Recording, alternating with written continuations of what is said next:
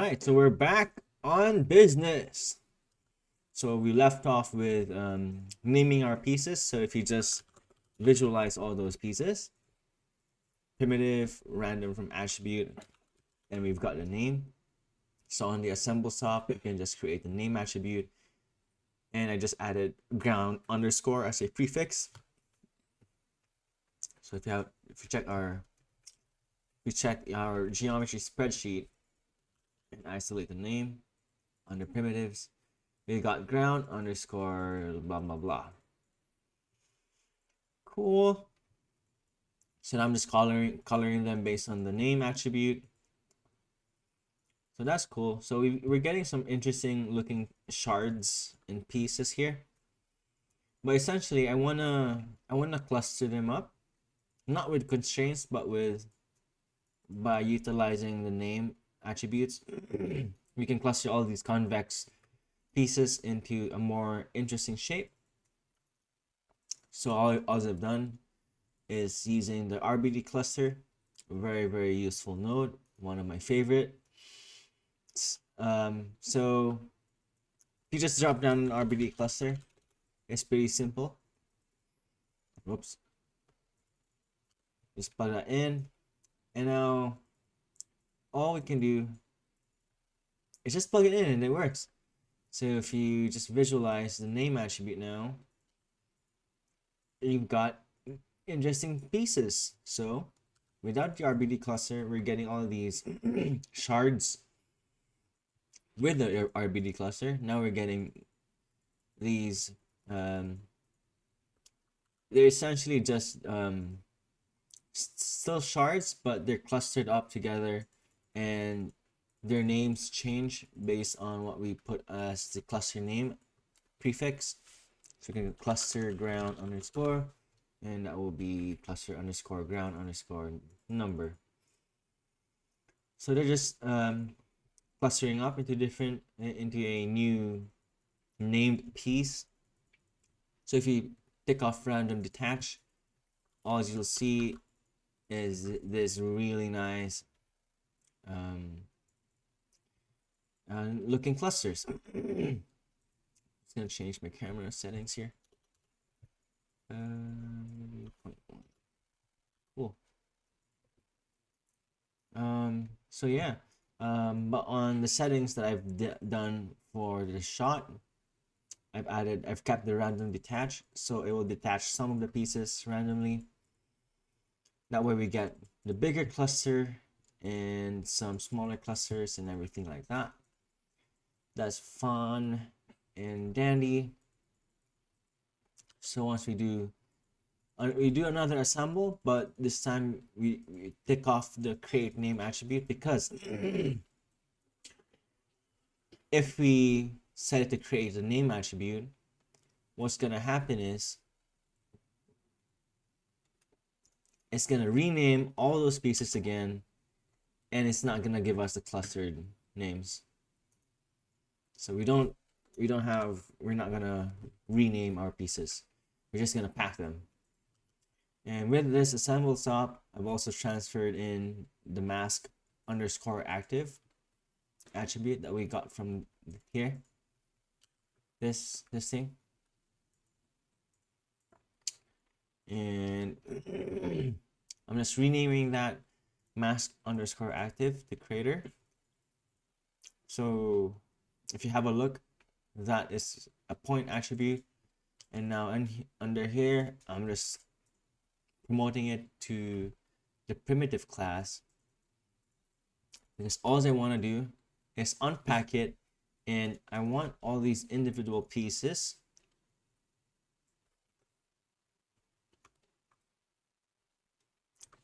to creator, ramp, infrared. So I want these pieces, all these primitives, to have that attribute, because otherwise, if I were to visualize this, the mask underscore active, since it's based on points,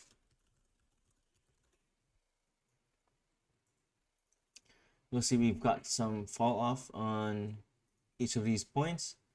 I don't want that. I want each piece to have just have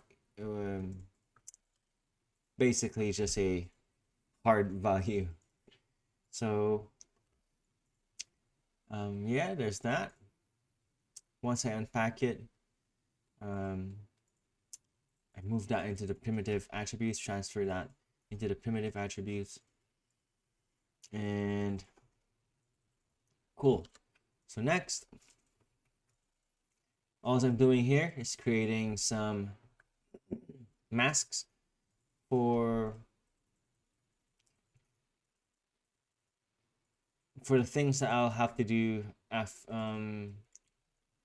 for setting up velocities and things like that. So I'm here, I'm just initializing that mask. And also, if we have a look at the mask creator and mask scorch attributes, so we got the mask creator.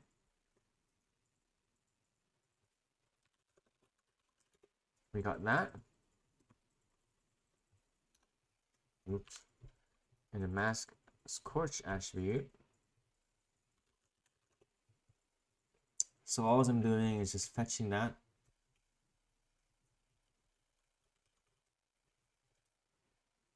And this is the mask that we'll get from this thing.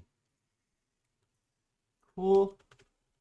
And then this group creator, I'm using it so that I could split the pieces that I need to add in details into the interior faces and the inside faces.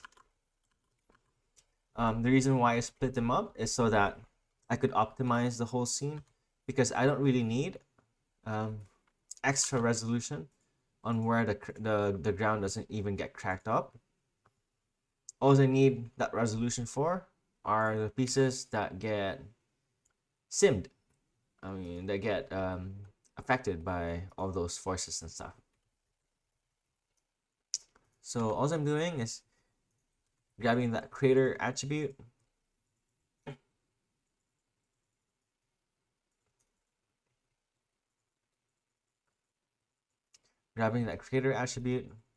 and saying, hey, if that creator attribute is greater than 0.289, then we put it in the creator group. So if you guys didn't know, you can set point or primitive groups by wrong one. You can create groups in wrangles by doing @group underscore test and the name of your group. For example, my group name, my group. Put equals to 1. Then you'll see under here we've got a point group called my group, and it's grouping all the points in that. So this thing it only needs 0 and 1. So if you see that, if you do, for example, like rand point number, so I'm just taking 50% of the points and putting them into the my group. So that's 50%. Cool. So that's pretty much how the expression works here. And then I'm splitting these by the creator group that we just created, adding interior details using the RBD interior detail node. It takes a while to think things through, as it loops over each of the pieces and remeshes all those interior faces and adds some noise onto them. Pretty cool. So that's what I got, and I think it's not too bad, considering, well, the pieces don't really come into the camera anyway. So I was happy with this. You guys can absolutely just fiddle around with the parameters and settings and setting it to however you guys want it to look like. By the end, I ran with that. So here, I don't think I added too much details on here. Yeah, there's not a lot of resolution. There's only a 0.02 on the sim pieces and 0.06 on the inactive pieces. Merge them all back in, and then this is technically my fractured pieces now, and all this down here is all the things that I need for the simulation properties. Cool.